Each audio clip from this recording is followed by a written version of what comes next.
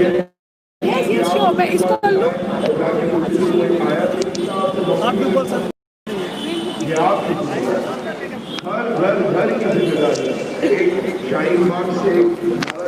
जैसा कि आप देख रहे हैं, अभी हम पार्क सर्कस मैदान में खड़े हैं, जहाँ पे काफ़ी देर से प्रोटेस्ट हो रहा है और कुछ लोगों से बात करने की कोशिश करो। आपका नाम क्या है? नौशीन बाबा खान। तो आप कब से हैं यहाँ पे? तुम जानते हो मैं कब से हूँ, मैं पहले दिन से हूँ। जब हम लोग डर के यहाँ बैठे थे कि पुलिस क्या करेगी, हमें उठा देगी, हम सेकेंड डे को भी पहुँच पाएंगे या नहीं, मैं तब से हूँ। That is 7 Jain. तो आप 7 जैन से यहाँ पे हैं, आज ये मतलब से 2 मंथ हो गया है। तो ये 2 मंथ्स में कैसे करके यहाँ पे किस तरह आप मेंटेन किया, आपका क्या रोल रहा? मैंने कुछ नहीं मेंटेन किया, मुझे मेंटेन मैं खुद ब खुद हो गई कि जब मैं स्लोगन देती थी या कोई स्पीच देती थी, the way the crowd used to welcome me और like clap for me and they used to show encourage me, जिस तरीके से उन लोग अपना enthusiasm शो करते थे, so that was a dose of energy for me that I kept receiving that and I kept, it was like circular motion में गया, मैंने एनर्जी उनसे ली, फिर वापस उनको दी, फिर वापस उनसे ली, फिर वापस उनको दी। तो आप तो यहाँ पे है, आप मतलब आप पर्सनली अपने लाइफ में क्या करती हैं? I'm a PhD research scholar. तो आप तो यहाँ पे रहती हैं, जैसे फर्स्ट डे से आ रही हैं, तो वहाँ पे आपका कुछ नुकसान हम लोग यहाँ पे जिंदा रहने के लिए आए, हक के लिए आए। Everything is secondary right now, सब कुछ सेकेंडरी है अभी, इससे ज्यादा प्राइमरी और कुछ नहीं है मेरे लाइफ में। 60 दिन से अगर है, कल 60 दिन हुआ ना, परसों 60 दिन हुआ, अगर हम लोग हैं तो इससे ज्यादा प्राइमरी मेरे लाइफ में तो कुछ नहीं है भाई, क्योंकि ये सिर्फ मेरी लड़ाई नहीं है। आप रास्ते में बाहर जाओ, जो लोग रास्ते में सो रहे होते हैं, स्टेशन में जाओ, उनको देखो, वो कागज कहाँ से लेके जाएंगे। और अगर आप एजुकेटेड होके आपके पास रिसोर्सेज है, अगर आप आवाज नहीं उठाते और सेल्फिश होते हो और सोचते हो कि मेरा करियर और नहीं, आप करियर देखें, बिल्कुल देखें, लेकिन अभी जो प्राइमरी कॉज है उसको पहले देखें। तो जैसे कि मतलब पहले जब 7 जन से मतलब लोग पहले जैसे आ रहे थे, क्या अभी भी लोग वैसे आ रहे हैं या फिर कुछ कम हो गए, बेसी हो गए? See, this is a mass movement and when mass are involved na, you cannot predict what mass is going to be tomorrow. It is going on, it has gone to an autopilot mode, जा रहा है, अच्छे से जा रहा है, कभी कम, कभी ज्यादा, कभी हाई, कभी एक टाइम ऐसा आ जाता है कि आप क्राउड को बिल्कुल मैनेज नहीं कर पाते। So it has gone to an autopilot mode. It will go on like this for months, maybe years. जैसे कि ये जो प्रोटेस्ट है, ये महिलाओं का प्रोटेस्ट है, वुमेन प्रोटेस्ट है, और 8 मार्च को वुमेन डे है, तो आप इसके बारे में क्या कहना चाहते हैं? 8 मार्च को क्या है, इंटरनेशनल वर्किंग वुमेन्स डे है, तो मैं आज ये सोच कर ही आई थी, पढ़ के भी आई थी, that I would speak on rape. Rape is a very serious issue and जब हम लोग रेप या बलात्कार जैसा वर्ड मुंह से लेते हैं तो नजरें लोग चुरा लेते हैं। आप सोचें कि जिनके साथ ये होता है उनको कैसा महसूस होता होगा, या वो टाइम कि जब ऐसा होने को है, वो डर, वो फीलिंग, वो भावना, वो सब कुछ कोई नहीं महसूस कर सकता। सो ऐसे ऐसे इश्यूज आना ज़रूरी हैं। हमारे देश में आज भी मैरिटल रेप को क्रिमिनलाइज नहीं किया गया है। इसके लिए बहुत हद तक बहुत सारे धर्म भी रिस्पॉन्सिबल है, चाहे वो हिंदू धर्म हो, चाहे वो शरिया हो। मैरिटल रेप को आपने अभी तक क्रिमिनलाइज नहीं किया।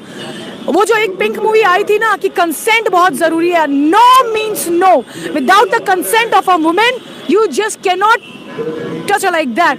सो ये अवेयरनेस जागना चाहिए, सिर्फ औरतों के अंदर नहीं, मर्दों के अंदर ज्यादा। बच्चियों को एजुकेट करना है, बच्चियों के साथ पहले तो बच्चों को एजुकेट करना है। जो लड़के हैं जो 8 साल, 10 साल, 12 साल, 11 साल के, अभी बस वो टीन एज में कदम रख गए, एडोलेसेंट में कदम रख रहे हैं, उनको एजुकेट करना है। तो एजुकेट ऐसे नहीं, उनसे बैठ के आपको बात करना है सेक्स एजुकेशन के बारे में, रेप के बारे में। उसके बाद क्या होता है, मार दी जा रही हैं बच्चियां, मार दी जा रही हैं, ठीक है, छोटी छोटी बच्चियों को। मैं किसका नाम लूं, मैं कल्पना का नाम लूं, आसिफा का नाम लूं, ट्विंकल का नाम लूं, मैं किसका नाम लूं? हर 20 मिनट में एक रेप होता है, हर 20 मिनट में। 20 मिनट अगर मैं यहाँ पे हूँ तो एक रेप ऑलरेडी हो चुका है, दूसरा होने के कगार में। कौन बात कर रहा है भाई? हम बिल्कुल आप सेलिब्रेट करें, आप सैक्रिफाइस सेलिब्रेट करें, आप करियर सेलिब्रेट करें, आप सब कुछ vibrant women, strong women celebrate करें, बट उसके साथ आप रेप के तहत जो अवेयरनेस है आप उसको भी प्लीज बात करें उसके बारे में। आप जो जैसे कह रहे हैं कि रेप, तो इसका कसूरवार कौन है, इसके गुनहगार? कसूरवार कोई नहीं होता, कसूरवार समाज भी है, कसूरवार सियासत भी, पॉलिटिकल इसका भी है। आपको पॉलिटिक्स कैसे आप टिकट दे देते हो जिसके ऊपर रेप चार्जेस है, आप कैसे टिकट दे देते हो? आप उसको हमारा रिप्रेजेंटेटिव बनाते हो। 113 113 या 118 विधायक ऐसे हैं पार्लियामेंट में जो बीजेपी के, जिनके ऊपर सीरियस क्रिमिनल क्राइम्स का उनके पास उनको मतलब वो है, ठीक है, क्या बोलते हैं उसको, मेरे पास चार्जेस है उनके ऊपर, जिसमें से 34 के ऊपर औरतों के, 34% के ऊपर औरतों के खिलाफ है रेप के तहत। कहाँ भाई हम ऐसे इन लोगों को लीडर मानेंगे अपना, जो पहले औरतों की इज्जत नहीं करते? आप थोड़ा सा उनके खिलाफ आके बोले, आपको मैसेज आ जाएगा दम से एक, अरे तेरा रेप कर देंगे। आता है, आया है, ठीक है, बल्क में जाता है, सिर्फ लड़कियों को नहीं जाता, लड़कों को भी जाता है। ये बल्क में ये लोग करते हैं, चुनते हैं कि कौन इनके खिलाफ बोल रहा है और बल्क में भेज देते हैं, क्योंकि इनके पास IT सेल है और इनके पास बहुत पैसा। एक मैसेज का 2 रुपए 1 रुपए करके ये लोग देते हैं धमकी, 500 रुपए करके तो गुंडे उठा के लेके आते हैं, जो दिल्ली मसाकर में लोगों ने किया है, लूट मचाई है कि जो लूट लो वो तुम्हारा, ठीक है। तो रेप और सबसे इजीएस्ट होता है, क्योंकि बायोलॉजिकली औरतें जिस्मानी तौर से उतनी मजबूत नहीं होती जितने मर्द होते हैं, तो बहुत इजी होता है। और कैरेक्टर पे उंगली डालो, it's like cup of T, चाय भी आ रहे वो तो कैरेक्टर ले, बस इससे प्रॉब्लम है, इससे प्रॉब्लम है, इसको एड्रेस करना होगा और मैं करूंगी। अगर इस चीज मेरे एड्रेस करने से किसी को प्रॉब्लम है तो फाइन, मैं तो एड्रेस करूंगी। जैसे कि ये आपसे एक और सवाल पूछना चाहेंगे, जैसे कि आप यहाँ पे स्लोगन लगता है, नारा लगता है no NRC, no CAA, no MPR, लेकिन MPR तो लागू हो चुका है, तो अब MPR लागू हो चुका, तो अब आप लोग क्या करेंगे? NPR लागू हो चुका नहीं है, 1 मार्च से लागू होगा, देखते हैं क्या करेंगे। कर तो रहे हैं, सड़कों पर तो है, वेट लॉस बहुत बुरी तरीके से हो गया। ये ढीठ सरकार है, ये थकाना चाहती है, थकाओ, कितना थकाओगे, करो। अरे तुम भी इंसान की औलाद हो, अगर आप तुम, हाँ वो डाउनफॉल आना ही है आपका, आज नहीं कल नहीं परसों। ये तो तय है कि औरतें हार नहीं मारने वाली, चाहे वो शाहीन बाग की औरतें हो, चाहे वो पाक सर्कस की औरतें हो, चाहे कहीं। आप देखे ना, मैंने एक छोटा सा वीडियो शेयर किया था, लाइव गई थी, तिरपाल फट जा रहा है, क्या औरतें हटी? नहीं हटी, आ रही है। एक औरत भी अगर आएगी ना, एक औरत भी, तो धरना जारी रहेगा, ठीक है। एक औरत अगर जज्बे के साथ आई है तो धरना जारी रहेगा। एक आवाज भी अगर सरकार के खिलाफ है तो आवाज काउंट होगा। आज 500 है, कल 1 होगा, फिर उस एक के साथ 1000 होगा। आवाज उठाना बहुत जरूरी है। दुआ मांगते हैं तो पता नहीं होता दुआ कबूल होगी या नहीं। अगर ये सोच के बैठ जाते तो दुआ नहीं मांगते, आज कोई नहीं मांगता। तो आवाज उठाना है, हक के लिए बोलना है, होगा या नहीं, ये बात की बात है। Thank you. जैसे कि जो शाहीन बाग में या फिर दिल्ली में जो हर रोज कुछ ना कुछ हो रहा है, कुछ हमला, किसी पे अटैक, तो उसके बारे में आप क्या कहें? शाहीन बाग पे आप कहाँ जा रहे हैं? आप दिल्ली में जाइए, हर जगह हो रहा है। किसी को मुंह से अटैक किया जा रहा है, किसी को जिस्म से अटैक किया जा रहा है, किसी को ठंड में कंबल खींच लिया जा रहा है। और वही बोलो ना, औरतों के ऊपर जो सबसे इजीएस्ट होता है कि उसको रेप की धमकी दे दो, उसके कैरेक्टर के ऊपर उंगली उठा दो। लेकिन आज की औरतें नहीं डर रही बॉस। आज मैं यहाँ पे खड़ी होके बोल रही हैं कि तुम लोग बोलोगे भी तो नहीं हटेंगे, कैरेक्टर पे उंगली उठाओगे, रेप का धमकी दोगे, तुम्हारे सामने खड़े होके बोलेंगे और बोल रहे हैं। तो आजकल की औरतें ये है।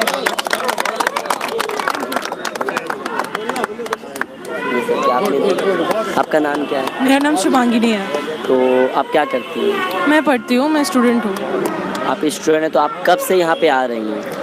मैं यहाँ से घटना चक्कर से पहले दिन से ही आ रही हूँ। जिस दिन सब लोग आए थे यहाँ पे बैठे थे, कुछ महिलाओं का ग्रुप आया था, उसी दिन से मैं यहाँ पर आ रही हूँ। और उस दिन से आज तक मैंने देखा है कि इतनी तादाद में लोग आए हैं और इतनी सुंदर सुंदर बातें महिलाएं आपस में बैठ करके करती हैं। और मतलब बहुत अच्छा है कि 4 दीवारी को तोड़ करके वो जो हमेशा मतलब यहाँ पे सारी महिलाओं ने मैक्सिमम अपनी ज़िंदगी किचन में बिताई होगी। मतलब मुझे तो लगता है इतना ड्राइंग रूम में भी इतनी देर नहीं बैठे होंगे जितनी देर यहाँ पे आके बैठ रहे हैं। तो एक बहुत बड़ी बात है कि ये सारी मतलब बाउंड्रीज लांग करके वो बाहर आ रहे हैं। तो जैसे कि यहाँ पे लोग आ रहे हैं, और जैसे कि जब यहाँ पे 7 तारीख को प्रोटेस्ट शुरू हुआ था तो ये सोच कर हुआ था कि 22 तारीख को फैसला आने वाला है, लेकिन 22 तारीख के दिन फैसला नहीं आया। 4 हफ्ता का वक्त लिया गया, फिर उसके बाद भी नहीं आया, और आगे भी कब आएगा ये कोई जानता नहीं है। तो उसका अगर ये फैसला नहीं आया तो फिर ये प्रोटेस्ट कैसे जारी रहेगा फ्यूचर में? जितने दिन फैसला नहीं आएगा उतने दिन लड़ाई चलेगी, ये बात बहुत साफ है।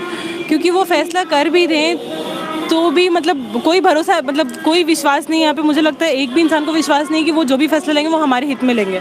किसी भी दिन किसी भी सरकार ने किसी के हित में फैसला लिया हो तो आप बताइए। बाहर अभी भी आप यहाँ से बाहर चल के जाएंगे तो आप देखेंगे कितने सारे लोग सड़क पे बैठे हैं, कितने सारे लोग भीख मांग रहे हैं, कितना कुछ कर रहे हैं। तो और उनसे तो कोई भी मतलब बिंदु मात्र उम्मीद नहीं है। वो लोग हमारा विचार करेंगे, जो लोग आसिफा के रेप के बाद रैली निकालते हैं, उनसे हमें किसी विचार की उम्मीद नहीं है। तो जैसे कि अभी मैंने क्वेश्चन किया कि आपका शाहीन बाग में दिन ब दिन कुछ ना कुछ हो रहा है, दिल्ली में कुछ ना कुछ हो रहा है, तो आप जो यहाँ पे प्रोटेस्ट में बैठे हैं 2 महीना हो गया, तो क्या यहाँ पे ऐसा कुछ जैसे कि पुलिस की तरफ से या फिर किसी और की तरफ से कुछ ऐसा खतरा, कुछ ऐसा धमकी, ऐसा कुछ? मैं बहुत रेगुलरली नहीं आती हूँ, लेकिन मुझे मतलब मेरे कानों में अभी तक कोई बहुत बड़ी खबर नहीं आई है ऐसे कि हाँ मतलब तकलीफ़ हो रही है। लेकिन वो बात मतलब ये बात बहुत सच है कि आपको ऑनलाइन आपका फेसबुक भर जाता है इन सारी चीज़ों से। मतलब एक छोटी सी बच्ची, वो क्लास 9 में पढ़ती है, वो भी जब अपना कोई फेसबुक का वीडियो लाइव कर दिया, फिर वो एक भी बात लिखती है तो उसके पास मतलब 10 लोग उसके पीछे पड़ जाते हैं, मैसेज करते रहते हैं कि तुम पाकिस्तान चले जाओ, तुम्हारा ये कर देंगे, तुम्हारा वो कर देंगे। तो ये चीज़ तो हर जगह पे है।